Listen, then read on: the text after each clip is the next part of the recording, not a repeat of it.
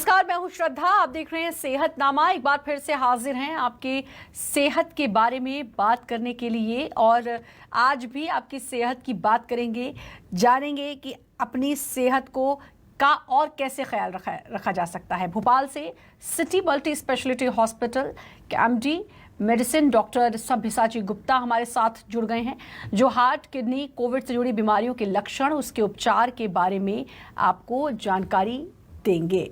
Doctor, बहुत बहुत स्वागत है आपका। बहुत बहुत शुक्रिया मैं करती हूँ हर डॉक्टर का, इसलिए क्योंकि एक बिजी शेड्यूल होता है आपका, और उस बिजी शेड्यूल में से आप समय निकालते हैं ताकि न्यूज़ 24 के जितने भी दर्शक हैं वो अपनी सेहत को जान सकें और समझ सकें, इसलिए बहुत बहुत शुक्रिया आपका। और आप हार्ट, किडनी, कोविड से जुड़ी बीमारी के बारे में बताएंगे, तो सबसे पहले शुरुआत में हार्ट से करना चाहूँगी, क्योंकि हम आजकल अक्सर सुन रहे हैं कि फलां को हार्ट अटैक हो गया, फलां को कार्डियक अरेस्ट हो गया, फलां को ये दिक्कत हो गई। हार्ट का ख्याल आज के दौर में, क्योंकि हमारी लाइफस्टाइल में बहुत चेंजेस हुए हैं, कैसे रखें?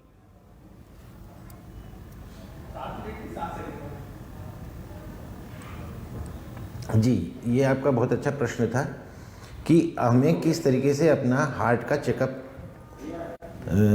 का स्वास्थ्य अच्छे से रखना पड़ता है। तो इसके लिए सबसे इम्पोर्टेंट है कि अपन एक बहुत अच्छा लाइफस्टाइल जिए। उस लाइफस्टाइल में ये बहुत ज़रूरी है कि रोज़ के हमें 40 मिनट का व्यायाम करना है। अगर व्यायाम नहीं कर सकते तो कम से कम ब्रिस्क वॉकिंग करें। टहलने के अलावा ब्रिस्क वॉकिंग ज़्यादा अच्छा रहता है। जो अपना आहार हो उसको अपन को बहुत ही संतुलित रखना है। इस संतुलित आहार से मेरा मतलब ये है कि थोड़े बहुत हमें नट्स लेने हैं, जैसे कि बादाम हुआ, अखरोट हुआ, पिस्ता हुआ, अंजीर हुआ, एक दो किशमिश हुए या क्रैनबेरी हुआ। इसके अलावा डाइट में हमें कोशिश करना है कि ऑयली फूड कम से कम हो और फ्राइड फूड का कम से कम हम सेवन करें। आजकल के ज़माने में जो सबसे बड़ा ट्रेंड चल रहा है फास्ट फूड का, पिज़्ज़ा, बर्गर्स और ये और वो, इन सब में क्या सैचुरेटेड फैट्स इतने ज़्यादा, अनसैचुरेटेड फैट्स इतने ज़्यादा मात्रा में रहते हैं कि ये कार्डियक एलिमेंट बहुत ज़्यादा करने का कारण बन सकता है। तो हमें ये चाहिए कि हम संतुलित आहार लें, रंग बिरंगे फ्रूट्स लें, ताज़े फल लें, और इससे आपका हार्ट स्वस्थ रहेगा। संतुलित आहार ये बहुत ज़रूरी है। कोविड के भी आप कोविड से जुड़ी बीमारियों के बारे में भी हम बताएंगे। किडनी की तरफ मैं बढ़ूंगी, लेकिन कोविड, क्योंकि भले ही वैक्सीन लग रही है, लेकिन पिछले कुछ दिनों में केसेस भी बढ़े हैं, और कई केसेस ऐसे भी देखने को मिले जिनको दोनों वैक्सीन लग चुकी है। तो वैक्सीन के भरोसे ही हमें नहीं बैठना है, और एक जो रोज़मर्रा की जो हमारा जो एक दिनचर्या होती है, मुझे लगता है उसमें बहुत ज़्यादा चेंजेस करना चाहिए हमें, और ज़रूरत है उसकी अब।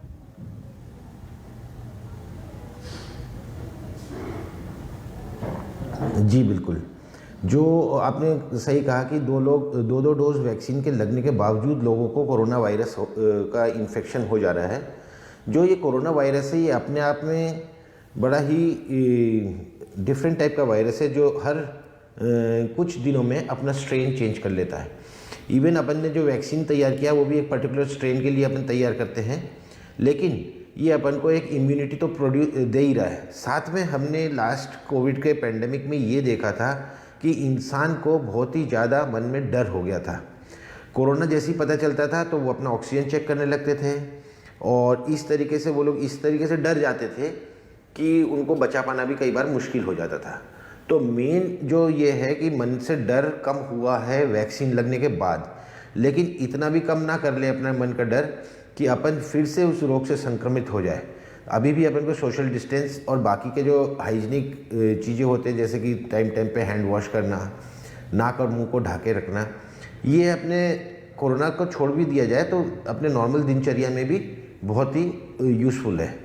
जिस तरीके से अपन का इन्फ्लुएंजा और बाकी वायरल फीवर नाक, मुंह, कान, गले से स्प्रेड होता है, उसको अपन लोग रोक सकते हैं। कुछ चीज़ें और जानना चाहूँगी डॉक्टर, क्योंकि कोरोना को आप लोग बहुत बेहतर तरीके से समझे होंगे।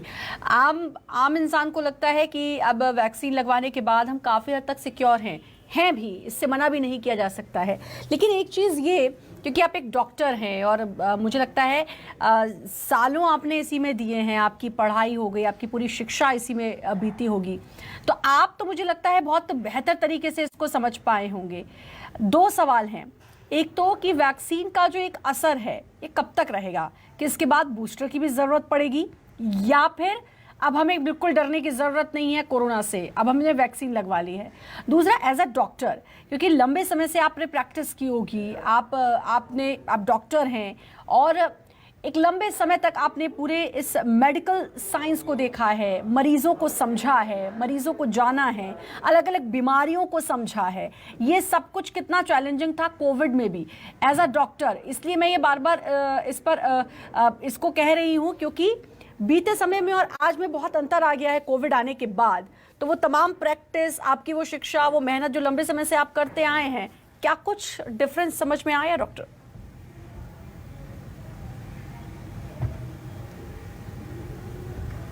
जी, मेरे को एमडी मेडिसिन किए हुए करीब करीब 25 से 30 साल हो गए और इतने दिनों के प्रैक्टिस में तरह तरह की बीमारियां देखते आए हैं, लेकिन इस तरीके का पेंडेमिक हमारे लिए ये लाइफ टाइम में फर्स्ट था। चारों तरफ हाहाकार मचा हुआ था। मैं भोपाल से बोल रहा हूँ, जो यहाँ का सिचुएशन था, और लोग मतलब ऐसे त्राही त्राही मचाए हुए थे। ज़्यादा प्रॉब्लम हुआ था कि हमें जो सोशल मीडिया से लोग इतना सारा खुद पढ़ के और समझ के आ जाते थे, उन लोगों को इलाज करने में बड़ी दिक्कत होती थी। पहले के टाइम पे क्या होता था, हम लोग मरीज को देखते थे और हम बोलते थे कि आप ये जांच करवा लीजिए, ये आपके लिए ज़रूरी है। उसमें भी मरीज अगले 3 दिन तक सोचता था कि मैं ये जांच कराऊं कि नहीं कराऊं, कि 2000 का जांच है और 3000 का जांच है। इस बार जो हमने देखा उसमें हमने पाया कि हमारे पास जो पेशेंट्स आ रहे हैं वो खुद अपना सीटी स्कैन खुद ही अपने मन से करवा के आ जा रहे हैं, खुद अपना सीआरपी लेवल करवा के आ जा रहे हैं, एलडीएच लेवल करवा के आ जा रहे हैं, और आके हमें सीधे जांच सामने रख देते हैं कि साहब देखो हमारा तो ये बढ़ गया, अब हम क्या करें। मतलब हमें तुरंत बेड दिया जाए और हमें तुरंत एडमिट कर दिया जाए। और ऐसे पेशेंट्स को जैसे ही आप एडमिट करते हो, आपके आस पड़ोस में ज़्यादा संक्रमित मरीज भी रहते हैं।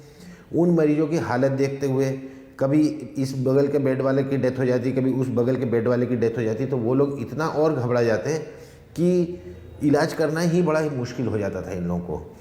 ये वायरस के बारे में बहुत ज़्यादा किसी को पता नहीं था, इसलिए ये भी नहीं पता था कि जो एंटीवायरल ड्रग्स या बाकी चीज़ें हम यूज़ कर रहे हैं वो कितना इफेक्टिव है। जो दवाई शुरुआत में यूज़ की गई, जैसे कि हाइड्रोक्सीक्लोरोक्विन अपन यूज़ कर रहे थे, बाद तक के जाते जाते वो कैंसिल हो गई, कभी आइवरमेक्टिन आ गई। मतलब ऐसा कोई मेडिसिन नहीं है जिसको इनने नहीं कहा कि ये कोरोना के लिए इफ़ेक्टिव है। और हर बार जैसे 2 महीने या 3 महीने निकलते थे तो आ जाता था कि ये दवाई जो यूज़ की गई, ये पाया गया कि ये कोई काम का नहीं था। तो जो भी करना पड़ा वो अपने विवेक और उससे ही करना पड़ा। तरह तरह की चीज़ें हम लोगों ने यूज़ करके देखे। हम लोगों ने स्टेम सेल थेरेपी भी यूज़ किया, जो बच्चों के भ्रूण से तैयार किया जाता है। उसने लंग रिकन्स्ट्रक्शन में बहुत अच्छा काम किया, और पर डे में अराउंड 200 पेशेंट्स ऑफ कोविड देखता था। मतलब पर्चा लिखने का भी टाइम नहीं मिलता था, प्रिंटेड पर्चा ही फाड़ के देना पड़ता था और समझाना पड़ता था। 200 पेशेंट्स इंडोर पे मैं देखा करता था, और आउटडोर की तो कोई गिनती नहीं थी कि कितने पेशेंट्स उस समय मैं देखता था। कम से कम 4 से 5 हॉस्पिटल्स में विजिट करके मैं रेगुलर सारे पेशेंट्स देखा करता था। और ये था कि कोई वेंटिलेटर में, कोई एनआईवी पे है, कोई किसी में है, अटेंडेंस पास आना नहीं चाहते, पेशेंट की डेथ हो जाए तो बॉडी नहीं ले जाना चाहते हैं, सब कुछ हम ही लोगों को करना पड़ता था। ये सवाल इसलिए मैंने पूछा था डॉक्टर आपसे क्योंकि डॉक्टर बनना आसान नहीं होता है। एक मेहनत होती है, वो शिक्षा ऐसी नहीं कि 3-4 साल आपने पढ़ा और आपकी पढ़ाई पूरी हो गई और आपकी जॉब लग गई, जैसा अदर फील्ड्स में होता है। लेकिन एक डॉक्टर ऐसा फील्ड है कि मुझे लगता है ताउम्र भी प्रैक्टिस करो तो कम ही समझा जाता है, क्योंकि अब तो कोविड के बाद मुझे लगता है डॉक्टर की अलग अलग चीज़ें ऐसी आ चुकी हैं कि अब पता नहीं कि भाई कौन सी बीमारी आ जाए, पहले तो उसे समझने में ही कई समय लग जाता है। जैसा कोविड में हुआ कि एकदम से समझ ही नहीं पाए कि आखिर ये है क्या। सिर्फ अलर्ट रहना था, एक दूसरे से दूर रहना था, लेकिन क्या है बीमारी, कैसे ये फैल रही है, कैसे इससे बचना है, इसको समझने में टाइम लगा। और वो डॉक्टर्स को समझने में टाइम लगा जिन्होंने लंबा समय अपना इसी में बिताया है, इसी शिक्षा में अपना दिया है। इसलिए ये सवाल मेरा था। दूसरा इसी से रिलेटेड मेरा ये सवाल था जो मैंने कहा कि हम 2 वैक्सीन लगाकर कब तक के लिए अपने आप को सिक्योर फील करें। क्या 5-6 महीने तक के लिए, 1 साल के लिए, 2 साल के लिए, या फिर हमें एक समय के बाद एक बूस्टर की जरूरत पड़ेगी, और अगर ऐसा है तो वो समय कब आएगा?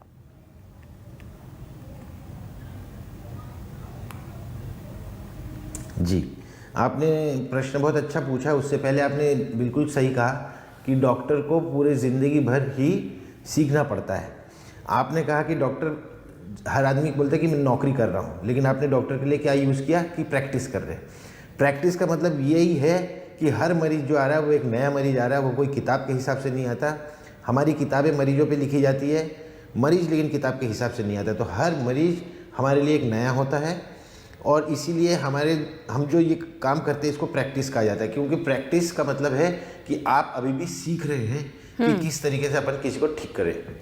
जो आपका प्रश्न था वैक्सीन के बारे में, तरह की वैक्सीन आई, कोविशील्ड आई, कोवैक्सीन आई, अपना स्पुतनिक आया और भी आए। तो बेसिक प्रॉब्लम इस बार अपने वैक्सीन के साथ ये रहा कि वैक्सीन को अपना ट्रायल का समय नहीं मिला। नॉर्मल में एक वैक्सीन को आने में 8 से 10 साल का टाइम लगता है, लेकिन क्योंकि ये एक पैंडमिक था और इतनी मौतें हो रही थी कि हमें वैक्सीन को बहुत अर्ली परमिशन देना पड़ा। ये वैक्सीन किस तरीके से अपने बॉडी में काम करेगा ये कहना बड़ा ही मुश्किल था, लेकिन ये देखा गया कि कुछ लोगों में वैक्सीन लगाने के बाद एंटीबॉडी बने, कुछ लोगों में वैक्सीन लगाने के बाद एंटीबॉडी नहीं बने। इसमें एक गहरी ट्रायल चल रही है अभी भी कि 2 वैक्सीन लगाने के बाद बूस्टर डोज कब लगाया जाए। पहला तो बूस्टर डोज के लिए पहले ये आ रहा था ट्रायल की 3 महीने से 6 महीने के भीतर अपन को बूस्टर डोज देना पड़ेगा, क्योंकि ये एंटीबॉडीज तब तक खत्म हो जाएंगे। और बूस्टर डोज भी जो देना पड़ेगा वो किस वैक्सीन का देना पड़ेगा कि आपने 2 कोविशील्ड लगाए तो तीसरा आपको कोविशील्ड लगाना है। तो आजकल का जो पूरी स्टडीज आ रही है वो इसके फेवर में जा रही है कि आपने अगर 2 कोविशील्ड लगाई है तो बूस्टर आपको कोवैक्सीन का लगवाना चाहिए। जैसे कि मिक्सचर ऑफ वायरस और जो उसका मीडिया यूज किया गया है, हर तरीके की अपन को प्रोटेक्शन मिल सके और एंटीबॉडीज अपने शरीर में बन सके। एंटीबॉडी टाइटर लोग लगातार करवाते रहते हैं ये देखने के लिए और खुश होने के लिए कि हमारे शरीर में एंटीबॉडी बनी हुई है और हम प्रोटेक्टेड है। लेकिन हमने देखा है कि हमारे पास जो पेशेंट्स एडमिट हुए उनके बॉडी में हाई एंटीबॉडी होते हुए भी उन्हें कोविड इन्फेक्शन हुआ है। तो इस वजह से इस वायरस के बारे में कुछ भी कहना बहुत मुश्किल है, लेकिन एक प्रोटेक्शन तो अपन को मिला है कि अपन को वैक्सीन लग गया है तो प्रोटेक्शन हुआ है, और अपन देख भी रहे हैं कि इंडिया में अब इसका बहुत कम हो गया है। और हर्ड इम्यूनिटी, क्योंकि अपन लोगों के यहाँ पे जो सोशल डिस्टेंसिंग और ये सारी चीज़ें अपन लोग मेंटेन नहीं करते हैं, इस वजह से हर्ड इम्यूनिटी इंडिया में बहुत जल्दी हुई है। और इस हर्ड इम्यूनिटी की वजह से ऐसा लग रहा है कि तीसरी लहर से शायद अपन बच सकते हैं, या तीसरी लहर आए तो भी ये दूसरी लहर जैसे भयावह नहीं होगी। एक चीज़ आपने कही कि अभी तक इस पर अभी तक सोचा ही जा रहा है या समझा जा रहा है, कहूँ तो ज़्यादा सही होगा, कि अब ये जो बूस्टर है वो कितने महीने में लगना है? क्या 3 महीने के बाद लगना है या 6 महीने के बाद लगना है? डॉक्टर, अगर 3 महीने के बाद होगा तो बीच में तो 84 डेज का गैप ही हो गया था, तकरीबन 3 महीने का ही गैप हो गया था पहली और दूसरी वैक्सीन के बीच में। तो फिर ऐसे में ये अब ये भी देखना होगा कि उस 84 डेज के बाद अगर लगती है तो क्या उसके बाद फिर और 3 महीने और फिर उसके बाद बूस्टर की तरफ लोगों को सोचना चाहिए, जिसमें से कितने लोग तो ऐसे होंगे अगर ऐसा आता है तो उनका तो वैक्सीन लगने के बाद फिर उसके का इम्यून गायब भी हो गया होगा और उनको शायद फिर ज़रूरत पड़े। तो ये खैर एक शोध का भी विषय है, इस पर मैं चर्चा रखूंगी। लेकिन ज़रा अब मैं किडनी की तरफ भी आऊँगी, क्योंकि वो भी बहुत ज़रूरी है। फिलहाल कोविड पर काफ़ी हद तक काबू पा लिया गया है, इसलिए किडनी से जुड़ी हुई बीमारियां जो हैं, क्योंकि 2 किडनियां होती हैं लेकिन बहुत सारे लोग डायलिसिस पे होते हैं, क्या डायलिसिस के अलावा कोई और विकल्प नहीं होता है? क्या हम पहले से ही ख्याल नहीं रख सकते कि डायलिसिस की नौबत ही ना आए? जी, एक डायलिसिस जो शब्द है ये बड़ी खौफनाक शब्द है। इससे इंसान बहुत घबराता है कि डायलिसिस में ना जाए। तो नॉर्मल में अपने शरीर में 2 किडनी होती है, और कुछ इंसान ऐसे भी होते हैं जो एक किडनी से ही पैदा होते हैं। इसका मतलब ये हुआ कि जो एक किडनी से इंसान पैदा हुआ वो भी अच्छा चल रहा है, तो 50% ऑफ द किडनी जब आपकी ख़त्म है तो भी आपके शरीर में कोई सिम्टम नहीं आने वाला है। किडनी के साथ यही सबसे बड़ी परेशानी है कि शुरुआती बीमारी पकड़ाई में नहीं आती है कि अपन को किडनी की बीमारी हो रही है कि नहीं हो रही है, क्योंकि एक इंसान जो एक किडनी लेके पैदा हुआ है इसका मतलब ये है कि उसका 50% किडनी ख़त्म हो चुका है, उसके बावजूद वो नॉर्मल लाइफ जी रहा है। तो जब हमारे पास 2 किडनीज़ है और ये 2 किडनी से अपन का नॉर्मल किडनी फंक्शंस चल रहा है, यूरिया क्रिएटिनिन को हम लोग एक पैरामीटर मानते हैं, या पूरी जनता एक पैरामीटर मानती है कि यूरिया क्रिएटिनिन बढ़ेगा मतलब किडनी ख़राब हो गई। लेकिन मैं आपको बताना चाहता हूँ जब तक यूरिया क्रिएटिनिन बढ़ेगा तब तक आपकी 80% किडनी खराब हो चुकी होती है। तो इसके लिए कुछ और टेस्ट भी होते हैं जो कि आपको early detection of renal disease बताएगा। इसमें यूरिन का टेस्ट होता है। यूरिन का टेस्ट जो अपन साधारण समझते हैं कि ये किसी काम का नहीं है, लेकिन उसको अगर थोड़ा डिटेल तरीके से किया जाए तो उसमें प्रोटीन की मात्रा, जिसको माइक्रो एल्ब्यूमिन कहा जाता है, या किसी तरीके के कास्ट आ रहे हो तो वो ये बताएगा कि किडनी में किस जगह की बीमारी हो रही है, अगर अपन ने कास्ट की स्ट्रक्चर की स्टडी की। तो यूरिन का टेस्ट अपने आप में एक बहुत महत्वपूर्ण टेस्ट है जो अपन को ये बता सकता है कि किडनी का इन्वॉल्वमेंट शुरू हो गया कि नहीं। क्योंकि जब माइक्रो एल्ब्यूमिन के स्टेज में अपन हैं तो वहाँ से किडनी की बीमारी अपन रिवर्स कर सकते हैं। उसके आगे जब बढ़ गया और यूरिया क्रिएटिनिन बढ़ने लग गया, उस समय अपन सिर्फ उस बीमारी को स्लो कर सकते हैं, लेकिन रिवर्ट नहीं कर सकते, वापस नहीं ला सकते। ये तो किडनी की बात हो गई। खाने पीने की बात मैं हर डॉक्टर से इसलिए करती हूँ डॉक्टर, क्योंकि उसी का सबसे ज़्यादा असर पड़ता है। और कुछ लाइफस्टाइल, एक समय था कि भाई रात को 10 बजे तक सो गए, सुबह 4-5 बजे उठे और फिर आपका रूटीन वैसा ही है। तब जॉब्स ऐसी नहीं होती थी, तब ज़्यादातर जॉब्स होती थी 9 से 5 की, 9 से 6 की, ज़्यादा हो गया तो 8 बजे घर आ गए। लेकिन अब ऐसा नहीं रहा है। 11, 12, 1 बजे तक घर पहुँच रहे हैं लोग। फिर अगर शाम में भी उसमें कुछ खा लिया तो फिर रात को जाकर भूख लगती है तो उसमें भी लोग कुछ खा लेते हैं और फिर जल्दी ही सो भी जाते हैं। हमारा लाइफस्टाइल बहुत चेंज हो गया है। अब इस चेंज लाइफस्टाइल के अकॉर्डिंग हम अपने जो खाना पीना है उसे कैसा रखें?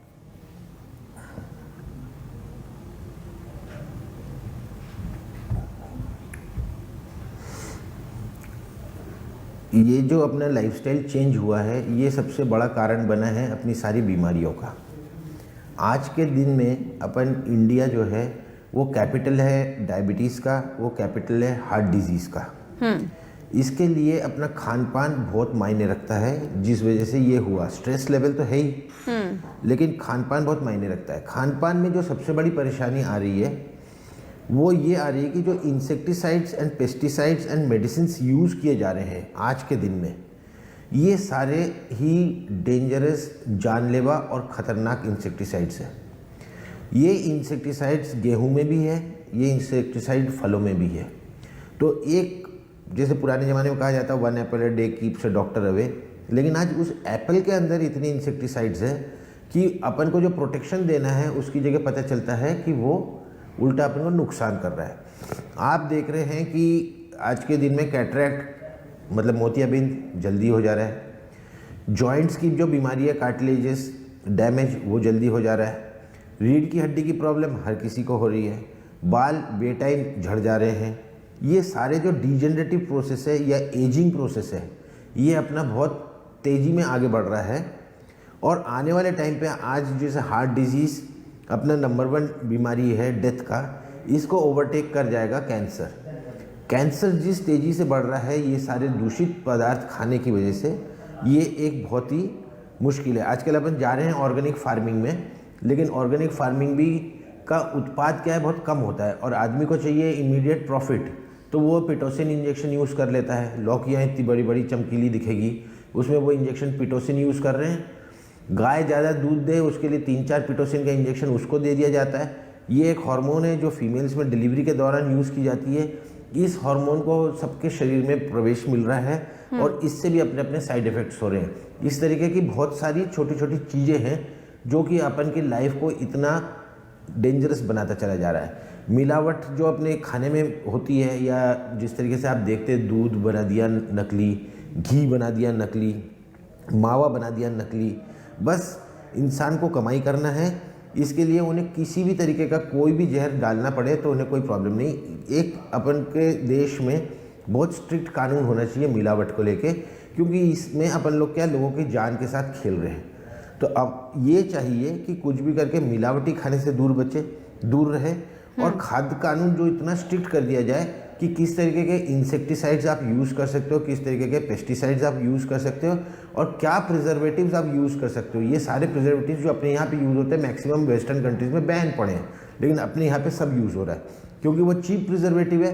बट उस समय वो क्या नुकसान कर रहा है किसी को नहीं पता चलता है। वो लॉन्ग टर्म पे जाके आपको कैंसर करेगा, किडनी की बीमारियाँ करेगी, कैटरैक्ट करेगा, हार्ट डिजीज़ करेगी, बहुत तरह तरह की बीमारियाँ करती रहती है। तो खाने में कुछ भी करके अपन को ये देखना है कि नॉर्मल जो एक मैं डाइट समझाना चाह रहा हूँ कि एक 7 घंटे की नींद बहुत ज़रूरी है कि इंसान को मोबाइल से वो जितना दूर रह सके, ये एक बहुत इम्पोर्टेंट फैक्टर है उसके लिए लाइफ में, क्योंकि बहुत ज़्यादा मन में गुस्सा और तनाव इस तरीके के सोशल चीज़ें देख देख के होता रहता है, और जितना अपने शरीर में तनाव होगा उतने ही अपने शरीर में नेगेटिव हार्मोन्स रिलीज होंगे जो आपको नुकसान पहुंचाएगा। 7 घंटे की स्लीप के बाद मॉर्निंग के ब्रेकफास्ट में ये चाहूँगा कि जैसे कोई मिल्क ले रहा हो या टी ले रहा हो, जो भी ले रहा हो, साथ में ड्राई फ्रूट्स ज़रूर रखें और सलाद का सेवन ज़्यादा से ज़्यादा करें। नाइट का डिनर स्किप करने की कोशिश करें, उस दौरान आप सूप ले लें और सलाद एंड फ्रूट्स ले लें। खाने के बीच में जो गैप है वो यूजुअली बहुत ज़्यादा ना रखा जाए।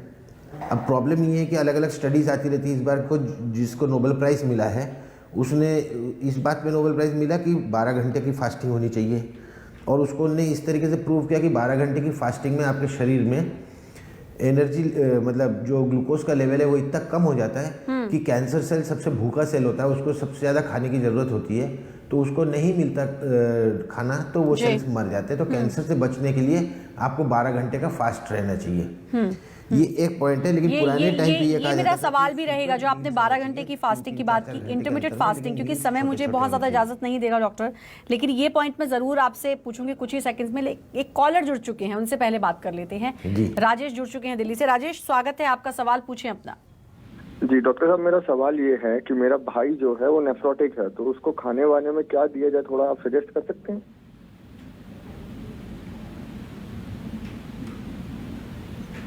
जी,